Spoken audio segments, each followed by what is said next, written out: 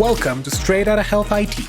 Getting into health tech is rough, but here's an unfiltered dialogue of healthcare leaders and influencers covering a wide variety of issues affecting healthcare and the health tech industry. And now your host, Christopher Cunny. Hello, everyone. This is Christopher Cunny. And after many weeks of preparation, my podcast is finally here. Welcome, everyone, to Straight Outta Health IT. I am so excited to actually launch my podcast today with one of my favorite people in the entire world. He is an icon in the industry. He's been a role model that I have followed throughout my career. And I'm so excited that he's agreed to be my very first guest on this show. And so let me, without further ado, introduce you to Edward Ed Marx. So who is this man, if you don't know who he is already? He is a top 10 disruptive force in healthcare. He's a 2X TEDx speaker, a Team USA athlete, an Army veteran, a heart attack survivor, a cancer survivor, and an innovative leader known for leading digital transformation in some of the top healthcare systems in the country. He's also a loving husband, a father, and he currently serves as Chief Digital Officer for Tech Mahindra, an HCI Health and Life Sciences division. He's been so blessed to serve as a leader in many of the most progressive health systems in the country, including Cleveland Clinic, New York City Hospital Health and Hospitals, Texas Health Resources, and University Hospitals of Cleveland. So welcome to my very first podcast, Ed. Thank you for being here today. Wow, Christopher, I am so stoked when you asked me and to be on your podcast, number one, but to be the first guest ever. I mean, I'm so ready. I'm so honored. It's mutual admiration, by the way, for your listeners. I love this man, and I can't wait to, it's going to be on the top of my podcast list every week for sure. Thank you, Ed. I appreciate that. And so, we'll jump right into the conversation. Because of your background as an innovative healthcare leader, I wanted to start my first podcast with the topic of the evolving role of the CIO in healthcare. And then also, kind of pivot to life after being a CIO as well, because you bring both of those perspectives to the table. And just, for the audience who may or may not realize this, but the healthcare landscape continues to shift with a focus on, digital and strategic transformation. Data is now the new currency in healthcare. And as we see further shifts that are taking place, in the industry, COVID-19 pandemic has really accelerated the adoption of a wide variety of technologies. We recognize that the role of the CIO is also starting to shift to really more of a digital transformation leader. In recent years also in healthcare, the CIO's role has been elevated to one that's much more strategic in the organization. In the past, the CIO used to report to the CFO or the CAO or the COO, but now for many organizations, the CIO now reports directly to the CEO and has a seat at the table and is helping to drive the strategic direction of the organization. And so with all the myriad of challenges that CIOs have today, whether it's helping to lead acquisitions and strategic partnerships, addressing cybersecurity and privacy issues, enabling revenue enhancement and optimization initiatives, obviously with virtual care now as a result of the pandemic, and now this term digital front door, CIOs are now being positioned as much more than just the IT guy, but really strategic advisors to the healthcare leadership team. Not to mention, they have to have a life too. They still have to perform as parents, spouse, mentors, advocates and volunteers in their communities. So who better to have this conversation with than someone who I think has really set the bar for all of those things. So I wanted to start with my very first question, Ed. So just tell the audience a little bit about your journey into healthcare technology leadership. Again, you've been a veteran, you've been a clinician, you've got all that background. So how did you get into the role of becoming a CIO?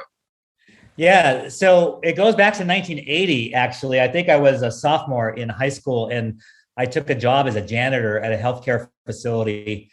And even though I was listening to my Sony Walkman, for the very few that might still know what that was, and listening to Black Sabbath and Aerosmith and I don't know who probably AC/DC or something, but I just sensed this call like, wow, I'm supposed to be in healthcare. But, I was 16 years old. I really didn't know how it would manifest itself or what it really meant, but I just had this like sense. And so when I was graduating from high school, I knew I had to go to college. I came from I was youngest of seven. Our family didn't have the means for us to go to college, so I had to work a lot and seek scholarships. And I got a scholarship from the Army Reserve, and they said, Ed, you could be anything you want to be. Be all you can be type thing. Right, and exactly. so I picked combat medic. So that's just further, I just knew that I should keep doing this medical thing. So I dabbled in it a little bit. And in college, I ended up becoming an engineer officer, but I knew that healthcare was that call. So I kept going back. So I was in the Army Reserves at this point. I kept going back to the local community hospital. Couldn't get a job. I was overeducated, underqualified type thing. So I finally got a role as a temporary aide, as an anesthesia tech. Oh, interesting. And so there is how I got that foot in the door. And then I thought to myself, I can prove myself, they'll see something in me. And sure enough, when that anesthesia tech experience ended after about 6 months, they realized I had a little bit of computer skills just from what I picked up in the Army. It was nothing major. And they were asked me to lead the implementation of a new OR system.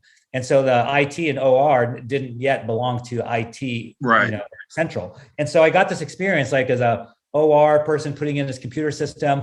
And so I got a little bit of tech knowledge. And at the same time, my career was growing. People realized, oh, Ed's got this education. And so I applied for a job in strategy and I got it. And then pretty soon the IT department came knocking. The CIO came and he said, Ed, I know you know a little bit about tech, but you have this great relationship with docs. Can you help us implement or at least market this new whiz-bang application we have that allows doctors to sort of dial in. Back in the day, it was via modem, dial into the mainframe and see patient information in real time. I mean, that was mind blowing. This was in the early 90s, and so sure enough, they had 10% adoption. I helped them, and after a year, they had about 95% adoption, and so I knew what that system could do. Anyways, at that time, our second child was born, and it was like a really bad situation. I won't go into detail because then I'll get a little emotional and stuff. Sure. But she was born without life. A lot of trauma to my wife. They resuscitated the baby, but then she had like 3 huge issues, and they wanted to life flight her to a children's hospital that had a level 1 NICU, and ours only was level 3. But then if they life flight her, that had a lot of risk. We didn't know what to do. We were like 20 something years old. Oh, wow. Anyway, then I remembered, Christopher, I was like, wait a second, we got this dial-in situation. What if we send a tech down to Denver, about an hour away, to the children's hospital? They could have the neonatologist dial in, look in real time, pick up the phone, talk to the docs for my child and my wife, and then do it that way. And that's what we did. And it turned out my daughter was completely healed. She graduated from college at age 18, and everyone got healed. And it was at that moment that I knew that's exactly what my calling was. That I felt in 1980 as a 16-year-old janitor was the intersection of healthcare and technology to save people's lives. And so right after that, I looked for my first IT job, and I got it as a director at another hospital in Colorado. And from there, things just grew because I had these great teams all the time and great organizations. But that's how I got into it. I knew the power of technology to save people's lives, and I've been on that mission ever since. Wow, what an amazing story. First of all, I think you were the founder of interoperability and telemedicine back then as well too. That's an amazing story. So first of all, I'm so glad to hear your daughter did extremely well, and she's gone on to do great things, and how that, to your point, the intersection of technology has really impacted your life personally, but also set the groundwork to lead you into the role of a CIO and a transformational leader too. So what a great story. And so through that journey of being that young wet behind the ear guy who liked technology, but also was passionate about healthcare, and then found his way into the role as a strategic leader in this space. What were some of those obstacles and challenges that you look back on now that shaped who you were as an individual, that you were able to overcome, or maybe some you may have not have overcome, and you're still, kind of licking your wounds from some of that? Yeah. I'm sure I've got scars, for every phase of my life, but a lot of learnings along the way. Yeah. I just didn't know very much. I was in my 20s and I was this director of IT at Parkview Episcopal Medical Center in Pueblo, Colorado. And I remember the second or third day I went to my boss, I reported to the CIO and I said, Mike, his name was Mike Gogol. I said, Mike, you made a mistake. I had no confidence. I was like, I can't do this because I was sitting in these technical meetings. I had no concept of anything technical really.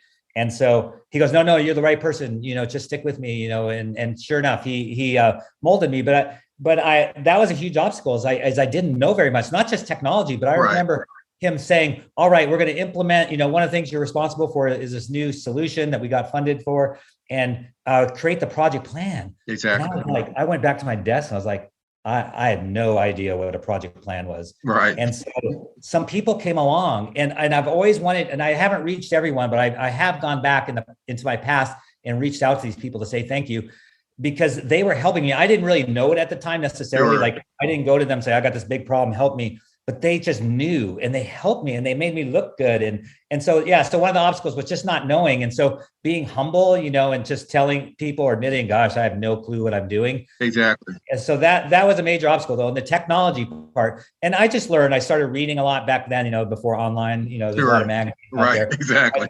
I started reading a lot and then getting closer to the people that did know the tech, started hanging out with them, asking them questions. So those were a couple of the obstacles, along the way, but that was the way to overcome them. It's just to tell people, admit, man, I need help. I don't know everything. Exactly. That's interesting because I think my journey was a little bit different in that I came from technology industries. I worked for companies like Hewlett Packard and Versal Technologies, and I was a software developer early on in my career.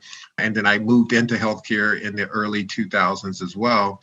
And then when I walked into healthcare, I was completely shocked that they weren't doing some of the things that the traditional other verticals were doing in healthcare. And I would ask those questions. Why are you doing things this way? This makes no sense.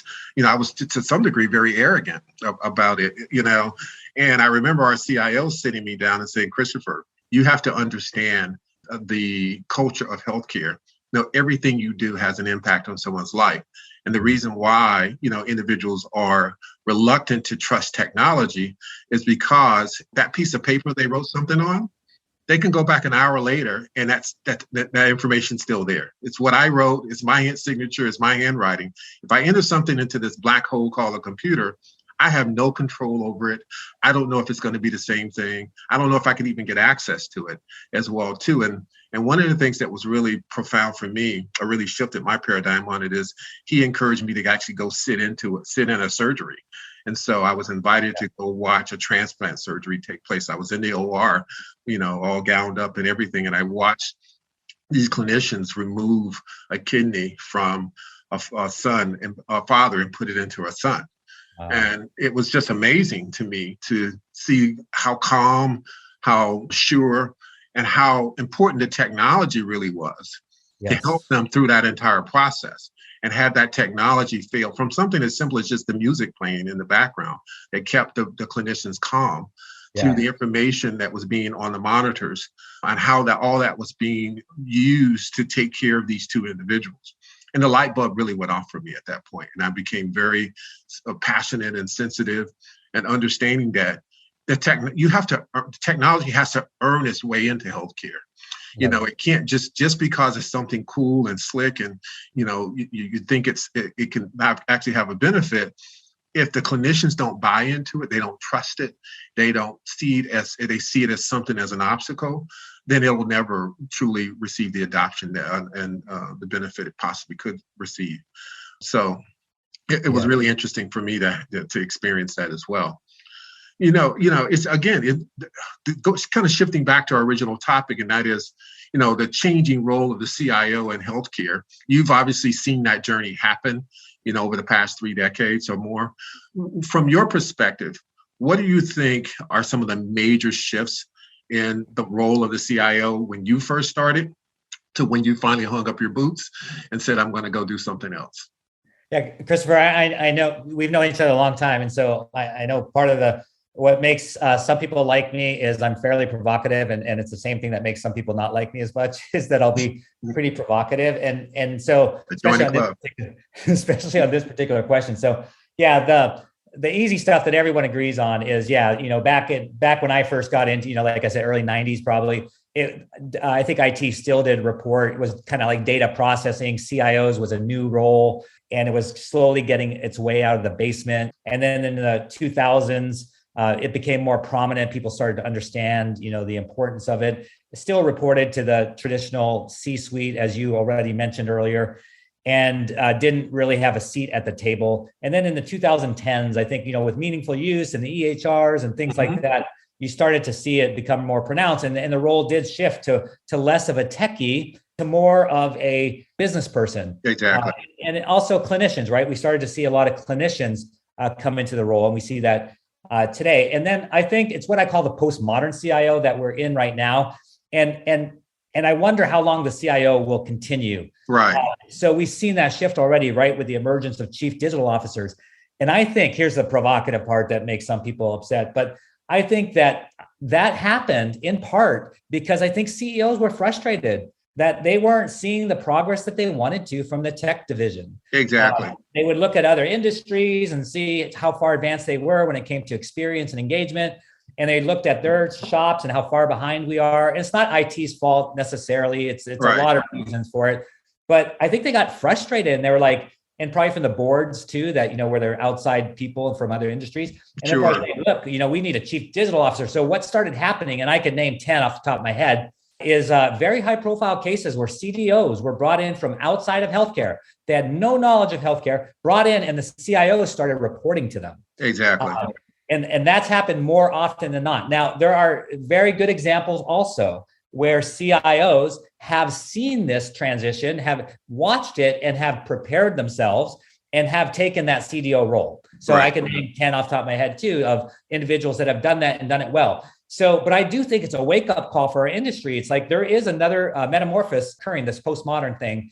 And you need to upskill. You need to make sure that you understand the business strategy, that you understand the world of digital, the world of consumerism, advertising, creativity. Right.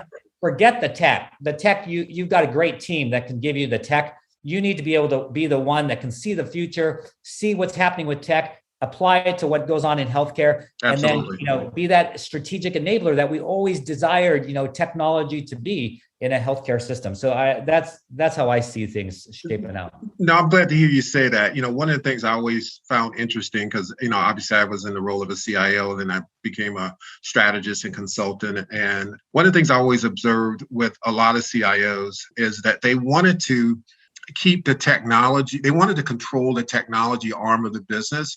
And they did that by continuing to keep the technology close to the vest versus demystifying the technology for the executive leadership. So by default, the CEO or the CFO always looked to the CIO to be the person that made the decisions when it came to technology.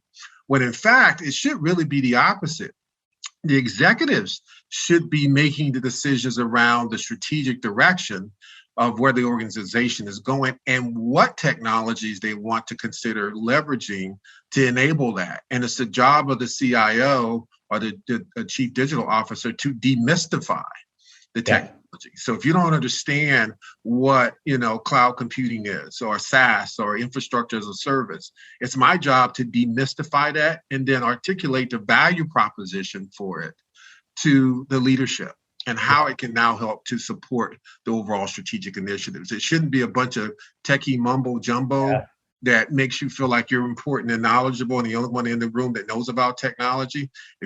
Because I used to tell our leadership all the time, every clinical and business decision you made has an IT component built into it. Yes. You just need to understand what it is and how we apply it and maximize it. Yeah. I always say the ultimate litmus test still today, and I can do this myself, and I've had the opportunity to be in several boardrooms, because of my current role.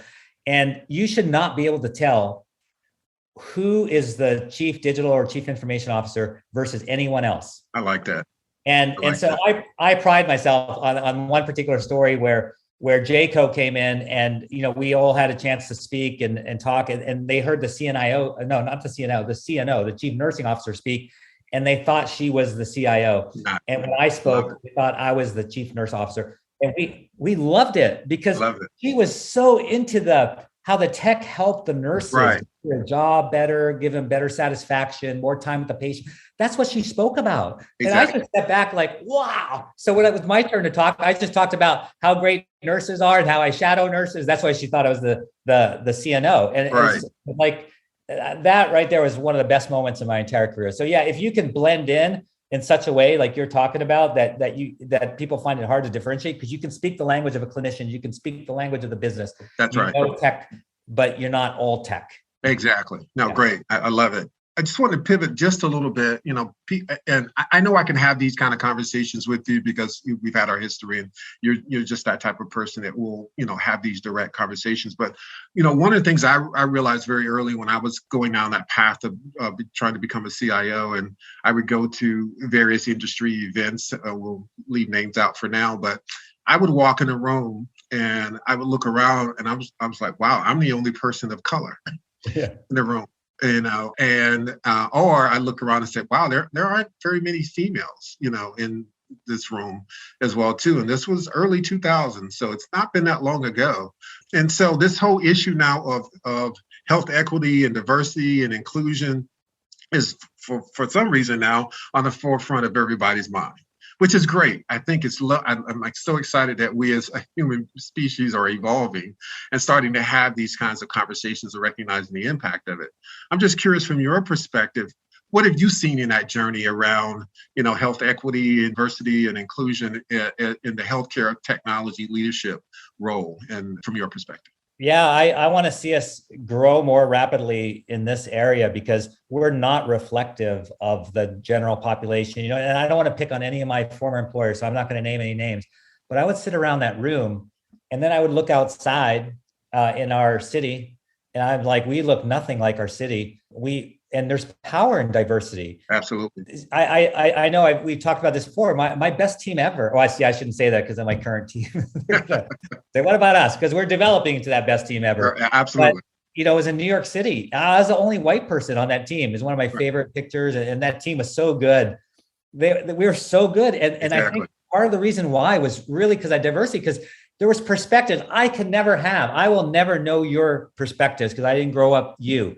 Right. And you won't have mine. But together, oh my gosh, it's just a explosion of good stuff that you could never have if it's a bunch of 10 white people like me, Exactly. And so, or 10 Black people like me, right. In the same room. So well, I'm a huge proponent. We got to be very deliberate, and so you can't just let it happen. Right. I think you've got to be really deliberate in it. And so it's been very core to who I am for some time, not forever. So this is something I just personally grown into in the last 10 years or so. But I saw the power in New York City. It's like, oh my gosh, I never want to go back to the way prior to that. So, and then I think we have to be really judicious with health equity and social equity because like, let's pick on Cleveland for a second. And Cleveland's probably the same as other cities like it, where 25% of the residents in Cleveland did not have broadband. So we've got these great tools, right? But not everyone can use it. And the populations that maybe need it the most can't use it. Exactly. So we have to be very deliberate, again, to develop programs that everyone could take advantage of it. In some cases, it might be, multimodal for sure. You got to let people, you got to go to their house or let them come in or get them rides.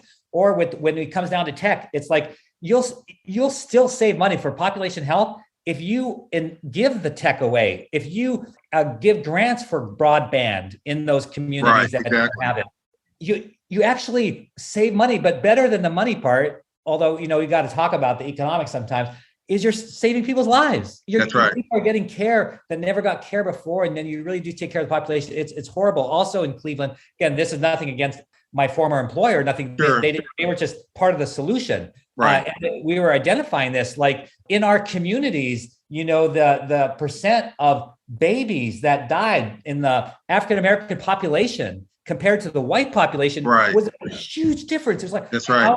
How can that be when you're in the best almost like a third world country? You're in the best city in the world, arguably. I'll give a little credence to Rochester, a little bow. Sure. Or not Rochester. Where is I just spaced where Mayo was? It is Rochester, right? Yes. Anyways, anyways, arguably one of the best cities in the world for healthcare. And yet you have these disparities. And so there's so much more we have to do. We have to be Absolutely. so intentional. So yeah, so it's always top of my radar. It's always top of what I'm trying when I think about when we're writing books or we have these talks or we think about deployment of technologies. Okay, how do we enable equity with all of this and not just keep serving the same populations who That's already right. have this access? And I'm also a firm believer in not only giving people a fish, but teaching them how to fish as well too. And so we can give the technology away, but we've got to also make sure that the people are leveraging the technology in the best way possible and becoming not only consumers of it, but also individuals that are ultimately going to be a part of the healthcare delivery system as well too. We want to start to cultivate and educate that next generation of healthcare providers who look like those communities as well. Yeah, and that's why and I got to make sure I cover all the bases here because I in no way did anything I'm saying put Cleveland Clinic in a negative light. In fact, they recognize these things that we're talking about and have created this community programs through education, and then that members of that community can then go on and become doctors. There's actually stories of some of them who went on in these programs and become doctors. Absolutely. And nurses. And so it's like so cool. So there are things that you can do that all communities can do to ensure equity. And I think us as leaders, and that's going back to the heart of your question, if we're leaders, whether it's tech leaders or other, we have to, that's part of a mission of who we are. It's got to be equity for all. And I agree. I agree. And I do want to reserve some time to talk about patient advocacy, your journey there, and what you're doing in that space today. So let's quickly pivot because I know our time is running short here. Talk a little bit about some of the recent work that you've done in that space. I know you've written books in the past. You're working on a book right now. Let's talk about that journey as well. Yeah. So as you know, you mentioned on the top of the show that I personally have been impacted by horrible disease and things, like this random heart attack and cancer. And so I had to go through a lot of medical trauma and healing, thank God, literally, and my clinicians that I am healed. And it did open my eyes. I always knew intellectually, of course, I've been serving in healthcare for quite some time, but I never quite knew it all the way, like deep in the heart as I know now. Like just a simple example, like we all are pretty used to our little portals that we have, with various healthcare systems. But, waiting there, looking at my portal, waiting for that lab result to come back from my surgery that I'm cancer free. I mean, that's so important. And I know behind the scenes, there's interfaces that have to be working. That's right. There's policies that have to enable the release of test results as soon as they're, reviewed. There's all this stuff that has to happen so that it can be presented to me and I'm there as a patient and my family surrounding me. So it's so critical. So let's talk about the book. Yeah, I'm really excited. I'm co-authoring with Chris Ross at Mayo Clinic, and he's like a best friend of mine. And at the time I was going through my cancer, I was at the Cleveland Clinic. So we thought, hey, we're two pretty influential individuals that can maybe push things along a little bit faster. We talked about patient advocacy, patient experience, engagement in healthcare actually for a super long time. I know it's become more vogue in the last 3 years. We created these positions and stuff, but we still haven't done enough. We still just mostly talk about it. We're just starting the journey. Yeah. So the book is just full of examples. It should come out by the end of the year. I hope it's going to be full of examples of what health systems can do to really get to the meat of it. But also it's primarily written to the consumer. And so that it gives the consumer a bunch of ideas how to self-advocate, how to team advocate, family advocate, because and it's kind of a sad thing to say, but it's true that if you rely on the hospital, you may not have a good experience. Right. Exactly. And you have to be your own advocate for yourself and for your loved ones as well. And I know my own health journeys, and I'll probably share those in another show, and I'll bring you back and we can talk in greater detail about that. But my own health journey and the challenges I know I had, navigating that, and even with my own parents and loved ones that I've been advocates for as well too. So I'm so excited to hear that you're writing this book from the patient advocate's perspective. Because definitely as an insider as well, who understands healthcare systems, the good, bad, and ugly of them, how we best navigate that. And so I encourage all of folks who are listening that when that book is released, to go out and grab it. I'm sure and Chris will have some interesting insights about how to navigate the healthcare system. So, we're coming up to the end of our session. I can't believe, wow, it's the first episode is almost in the can. I do have I've got this, what I call this rapid fire round. Yeah. Okay. So I did want to ask you some fun questions as well. First one is, what's your favorite dessert? Oh, wow. Favorite dessert is, man, you stumped me. Let's go with cheesecake for 300. Okay. I love it. I like cheesecake. a good German cheesecake. Can't lose with that. Favorite TV show growing up as a kid? Brady Bunch. Yeah. Brady Bunch. Yeah. Was one of my favorites as well. Favorite hobby or pastime? I think I already know the answer here. Yeah. So I'm big into triathlon. So triathlon. Yeah. This guy's a beast.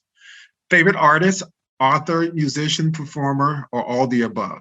You can pick one or just name a list. Yeah, U2 and on music along with Diana Krall. So I like kind of like Diana Krall. It's a smooth jazz, vocal jazz, as well as a little bit of U2 who came out of the punk movement, back in the 80s when I was sort of into that. So those are my kind of go-to when it comes to music. Sounds good. And then finally, the last two things you've done on your bucket list and two things you haven't yet. Well, I just did the Camino de Santiago, which was a bucket list item, which was this pilgrimage across Spain. And then doing an Ironman was a bucket list item. And so two things, what are some things I haven't done? Man, I've been so fortunate and blessed. I've been able to do a lot. I'm trying to think. I want to give you an answer here as I'm searching, what's one or two things. Well, to be on your show, and now I'm fulfilled here. So. But there you go. You can check that one off too. Oh, that answer. Absolutely. Well, just any final thoughts that you'd like to share with the audience? If there's one thing you could go back 20 years in a time machine and go back and tell your younger self, what words of wisdom or advice would you give them? Yeah, two things. Yeah. Walk in your authority. All right. I was timid. I didn't walk in my authority. I remember probably not until 15 years ago. Walk in your authority. You've been given authority. Don't be obnoxious with it or prideful or arrogant, but walk with humility in your authority. The second is take risks. Don't be afraid to be fired. I was always, Christopher, on the edge of being fired, always. And I always figured if I wasn't getting in trouble every once in a while, I probably wasn't doing my best work. We have too many people that punch the clock, just do what they need to do, are afraid. But that's not how the world changes. That's not how we do digital transformation. Digital transformation comes from people who are willing to take risks. And so what if you get fired? You'll be fine. Exactly. It's always push to the edges. Like a F1. I started watching F1 race series. Yeah, my son turned me on to that too. I'm watching. Yeah, I'm not a F1 person, but I love the series. And it's like if they're going to win, they got to push the edges. If they're conservative, they don't win. So do you want to just be a has-been or just an average, or do you want to make a difference and help save people's lives? Exactly. I always say, I always ask myself, what's the worst that can happen and can I survive it? Yeah. And if I can, then it's a calculated risk. Yeah. Right. Absolutely. Well, Ed, thank you. It's been such a pleasure to having you on the show. Of course, this is going to be the first of many where you'll be back. We'll be talking about a multitude of topics as well, both healthcare related and maybe not so healthcare related. I think you're a fascinating individual. You've got a life experience that is worth sharing with the broader audience, and I look forward to being a conduit for that. So again, thank you for your time, and thank you everyone for being a part of this very first episode. It'll be in the can soon, and it'll be in the can, and we'll look forward to getting your feedback on it. So it'll be out on the various social media platforms. We appreciate your thoughts and comments and feedback on how we can improve the show or any topics you'd like to see us cover. So that's it for now. See you on the other side. Love you, appreciate you, and peace out.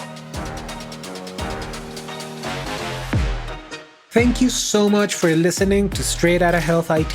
We hope you enjoyed today's guest. For more unfiltered dialogue of healthcare leaders and influencers, be sure to tune in next week. For the show notes, transcripts, and resources, please visit Apple Podcasts, Spotify, or your favorite streaming platform. We invite you to give us feedback by reaching out to Christopher Cunny on LinkedIn, just searching for Straight Outta Health IT, and you'll find us. We are constantly having live discussions about diverse topics in the industry.